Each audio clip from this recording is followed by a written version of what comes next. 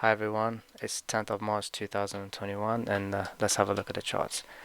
The very first chart I want to look at is .USD. We spoke about this yesterday. I just want to make a little um, change to this. Yesterday, the line that I've drew was from this point and this is incorrect.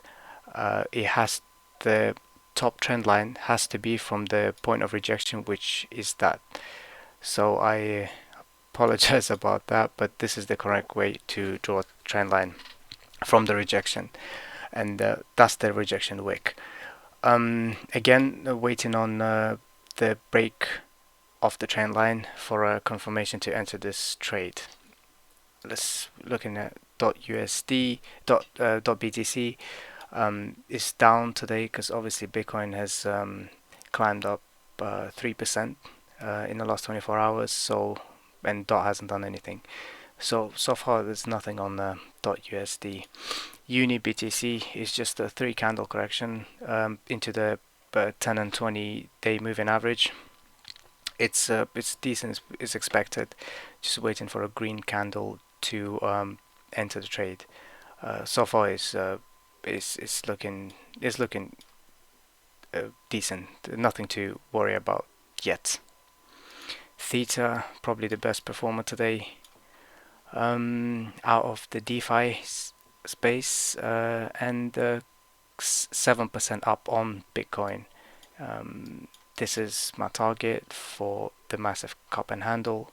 Obviously, can go higher than that, but for now, this is the target. So just consolidating in the range, down against BTC. SNX just producing a downtrend. It's really not looking good. So avoid for me. Link on a downtrend channel, not really looking good. Sushi's gone down. Still waiting for this to develop inverse head and shoulders and to break above this horizontal line for me to enter the trade. It might not do it, might just completely uh, go down, and that's okay. We can't predict the markets.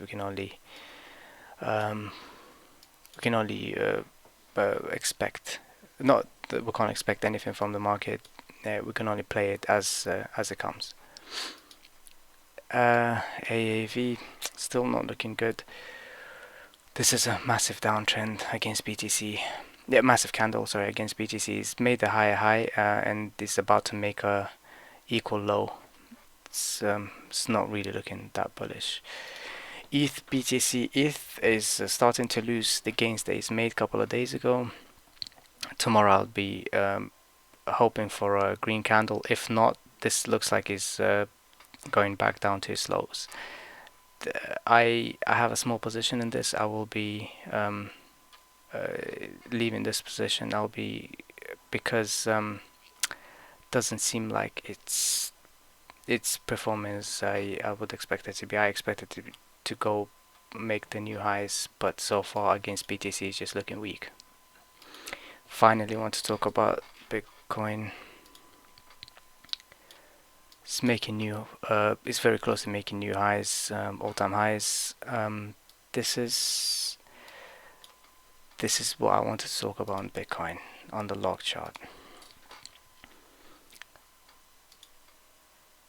So, last bull run, we can see we were we're climbing up smoothly up the trend line. Not the trend line, sorry, the parabolic line. We've tested it a couple of times, and this was a very healthy bull market. Um, right now, as it stands, this is very far away from the parabolic line, and it seems to me that this is due for some correction. So ideally, what should happen to Bitcoin? Ideally, I mean, not what should happen, but the best case scenario for Bitcoin is if it consolidates here in a rectangle for a couple of months. Um, in sort of this type of rectangle for couple of months, maybe until May. I mean, even if it goes down to April, it's still good enough. There's way too much retail that are involved in Bitcoin right now, and you would normally expect the retail to come in at the later stages of a bull run. But right now, I want to show you this graph. This is from Bloomberg, and what they're saying is the retail trading accounts for almost as much as volume as mutual funds and hedge funds combined.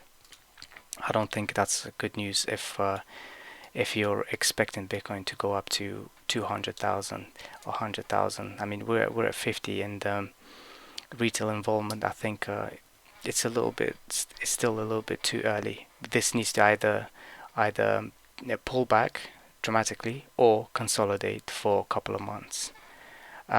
Anything you want to add, Footage? Yeah, yeah.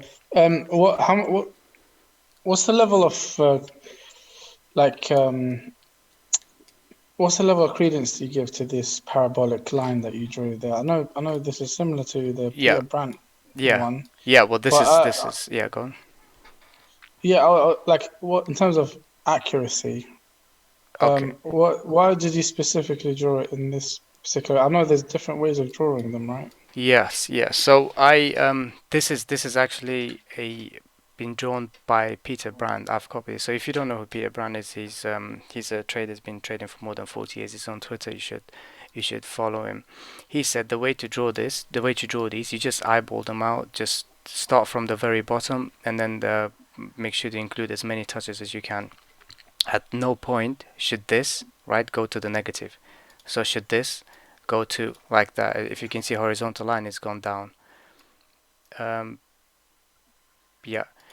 So based on the previous bull market, it's been tested very nicely, and as soon as it broke it, this was basically the announced as the bear market. I History doesn't have to repeat itself, but it often does. Last bull market, I think the highs were 300. Yeah. So the lows were about $300, and from 300, it went to almost 20,000 by following this parabolic curve. Right now, I think we're climbing up way too quickly, way too high. If you look at the monthly, we had, I mean, from 1st of September, we had no red month at all. This healthy monthly correction is overdue, and it's actually a good thing for Bitcoin. It'll be a good thing just to catch up with this parabolic line, and then it can go on and make new highs. I mean, I know you don't expect it, but I expect 200k in this bull run. Even 100, I don't think 100 is too far away or too ambitious. Like for it to make 100, I think it just needs for me to slow down a little bit.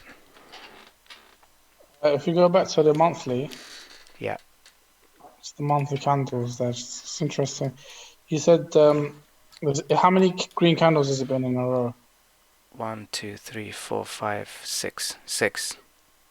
I was just wondering if there was anything similar in 2017 or not, Okay, so where we the had six green highest, candles. yeah. So the highest number we had was one, two, three, four, five. We had five, and we had five. We didn't have six, but this was just, I guess, during, yeah, similar stage, yeah, as you can see, uh, around the middle around the middle of the bull run. So the midterm of bull run, not the final stages, but the midterm, yeah. Yeah. Um, it's just in terms of how strong this bull run is and where we can go potentially, where it can lead to. You said, do we need a healthy drawback? I remember you used the word healthy, but do we need it? Is it healthy? Or can it continue to just create green candles monthly up until 200k, as you say, or is that Is that something that's never happened before in markets, or is that something that you don't expect to happen at Yeah. all? So I've been, trading so part-time for 3 years. So it's not, as long as others.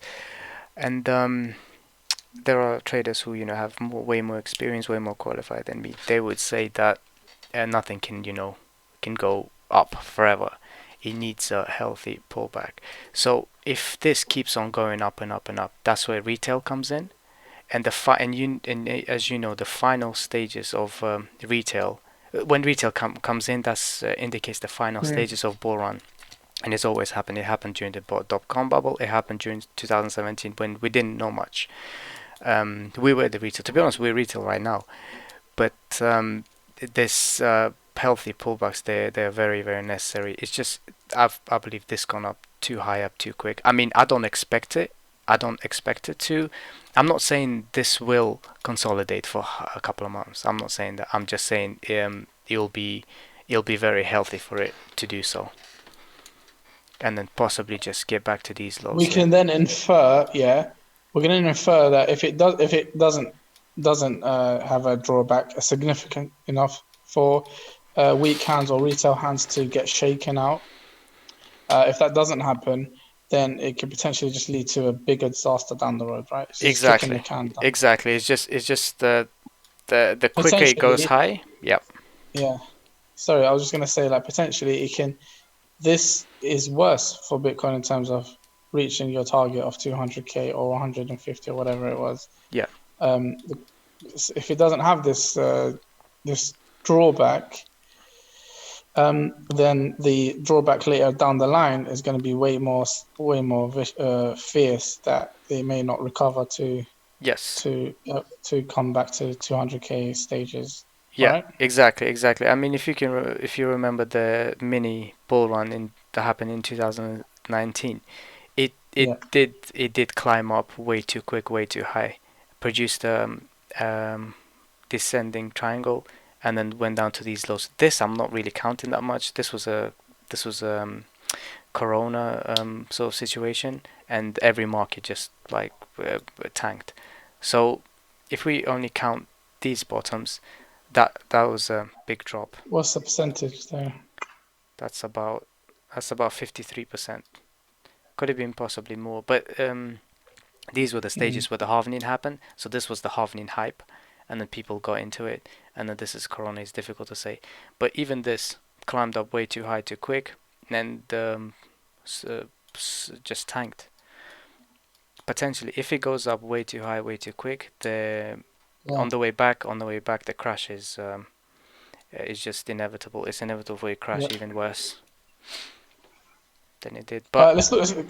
Can we talk more about the retail side? Can we show the Bloomberg article again? yeah, yes. So as you Has can this see, happened in yeah, the past then? So is it like a pattern where retail trade begins to overtake the rest of them? This is when you sort of start to know that it's an indicator of tops, basically. it definitely is. It definitely is. I want to go back to the 2017. This is the retail one, right? 2017. To be honest with you, just showed as flat. I'm not sure why it's drawn that way. 2017. I know from 2016 to But this is the 17. overall US equity, right? This isn't just cryptocurrencies, Yes, or is it? yeah, yeah. But I'm including crypto into this as well. You can see there's been a massive rise in from 2019 to 20 and 20 to 21. I mean, Could this just possibly could this just be an indicator of um, a change in what's the word?